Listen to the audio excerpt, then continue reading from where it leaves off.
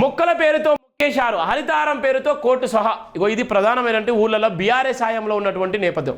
BRS హయాంలో ఒక్కొక్క మండలానికి ఒక్కొక్క గ్రామంలో మొక్కలు నాటడం కోసము ఒక్క మొక్కకు ₹3.50 ఇచ్చిళ్ళు. ఒక్క మొక్క నాటడం కోసము ₹3.50. అలాంటి మొక్కలు ఈయన మండలాల వారీగా తీసుకున్నట్టయితే కోట్ల రూపాయలు బీఆర్ఎస్ కార్యకర్తలు, బీఆర్ఎస్ నాయకులు, బీఆర్ఎస్ పార్టీలో ఉన్నటువంటి ఎమ్మెల్యేలు, మంత్రులు, వాళ్ళ దగ్గర చెంచాగిరి చేసినటువంటి నాయకులు, ఎంపీపీలు, సర్పంచులు, వార్డు మెంబర్లు, ఎంపీటీసీలు, జెడ్పీటీసీలు ఇవాళ ఇష్టానుసారంగా హరితారం పేరుతో కోట్ల రూపాయలు సంపాదించుకున్నారు. ఇలా సమాచార హక్కు చట్టం ద్వారా ఈ యొక్క ఇన్ఫర్మేషన్ తీసుకున్నట్టయితే ప్రతి మండలంలో అవినీతి జరిగింది. హరితారం పేరుతో ప్రతి మండలంలో కోట్ల రూపాయలు మోసం జరిగింది. అందుకోసమే మొక్కల పేరుతో కోట్ల రూపాయలు సహా చేశారు. ఇది నిజం.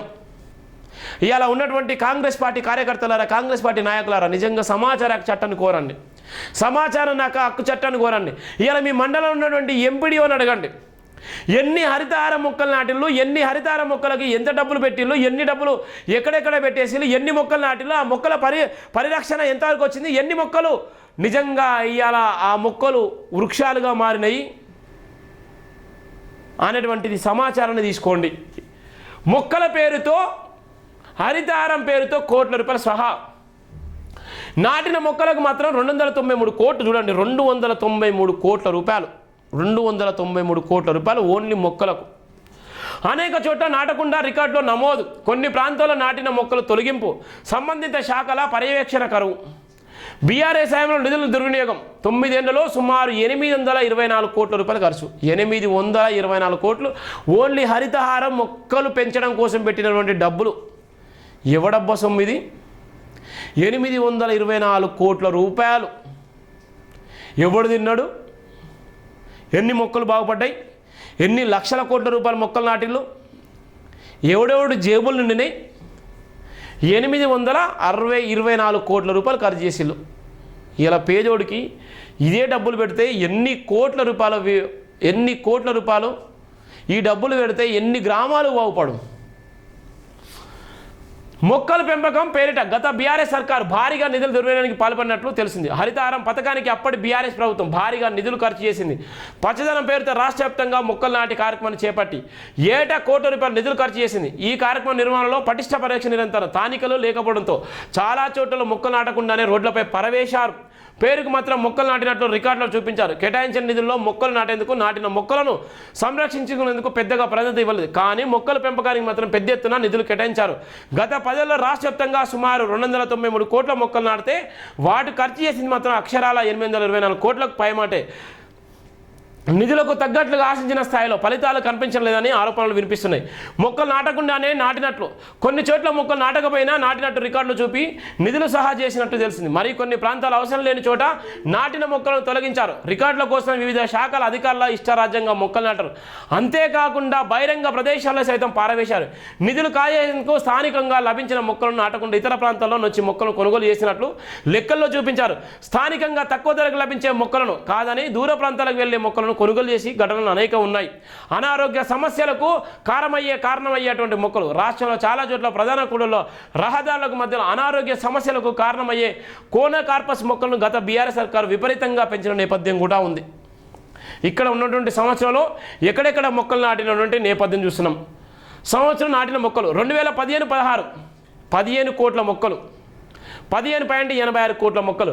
2016-17 31.61 కోట్ల మొక్కలు. 2017-18 60 కోట్ల మొక్కలు. అంటే మన జనాభా 4 కోట్లు. మొక్కలు మొత్తం ఎంతున్నాయి చూడండి. ఒక్కొక్క ఇయర్లో ఇన్ని మొక్కలు నాటితే మన జనాభా 4 కోట్లు అనుకుందాం. 4 కోట్ల జనాభాకి ఇన్ని కోట్ల రూపాయల మొక్కలు నాటిళ్ళు, ఇన్ని కోట్ల రూపాయలు ఖర్చు చేసిళ్ళు. ఇవన్నీ నాటిన మొక్కలే కోట్లల్లో. ఏ ఇయర్లో ఒక్కొక్క సంవత్సరానికి ఒక్కొక్క కోట్లు దాటిపోయినాయి. 2015లో 15 కోట్లు, 2016లో 31 కోట్లు, 2017లో 60 కోట్లు, 2018లో 36 కోట్లు, 2019లో 42 కోట్లు, 2020-21లో 33 కోట్లు, 2021లో 29 కోట్లు, 2022లో 24 కోట్లు, 2023-24లో 18 కోట్లు. ఇన్ని కోట్ల రూపాయల మొక్కలు ఎక్కడ పోయినా? అన్ని కోట్ల రూపాయల మొక్కలు ఏమైపోయింది? ఇన్ని కోట్ల రూపాయల మొక్కలకు ఎంత డబ్బులు ఖర్చు పెట్టిన అనుకున్నాం? 824 కోట్ల రూపాయలు ఖర్చు చేసిళ్ళు. మన జనాభా ఎంత? మన ఇంటికన్నా ఒక మొక్క నాటినా? మరి హైదరాబాద్లో ఉన్నటువంటి, నేను హైదరాబాద్లో ఉన్నాం, ఇక్కడ ఎన్ని మొక్కలు నాటిలు? ఇంత జనాభా ఉంటాయి హైదరాబాద్లో. ఈ బిల్డింగులోనే చాలామంది దగ్గర 30-40 కుటుంబాలు ఉంటాయి. ఈ 30-40 కుటుంబాలు ఒక్క మొక్కన నాటిల్లా ఈ లెక్కల్లో భాగంగా. ఈ లెక్కల్లో భాగంగా ఇవాళ ఉన్నటువంటి ఇలాంటి బిల్డింగులు, ఇలాంటి హైదరాబాద్ నగరంలో, కోటి జనాభా ఉన్నటువంటి ఈ హైదరాబాద్ నగరంలో ఈ మొక్కలు ఇవాళ ఉన్నటువంటి బహుళంతస్తుల్లో కానీ వాళ్ళకు కానీ ఈ మొక్కలు ఇచ్చారా? మరి నాటారా? కోటి జనాభా ఇక్కడనే ఉంది కదా, మరి ఇన్ని కోట్ల మొక్కలు ఎక్కడికి పోయినాయి? ఏ రికార్డుల తప్పులు నమోదు చేసిళ్ళు? ఎవరైతే తప్పులు నమోదు చేసినటువంటి అధికారులు వాళ్ళందరినీ కూడా నిజంగా సిబిసిఐడి ఎంక్వైరీ చేయాలి, వాళ్ళ ఉద్యోగం నుంచి రిమూవ్ చేయాలి. చాలా పెద్ద అవినీతి జరిగింది. హరితారం పేరుతో చాలా పెద్ద అవినీతి జరిగింది. బీఆర్ఎస్ ప్రభుత్వంలో ఉన్నటువంటి ప్రతి ఒక్క ఉద్యోగస్తుడు కూడా భాగస్వామ్యమే.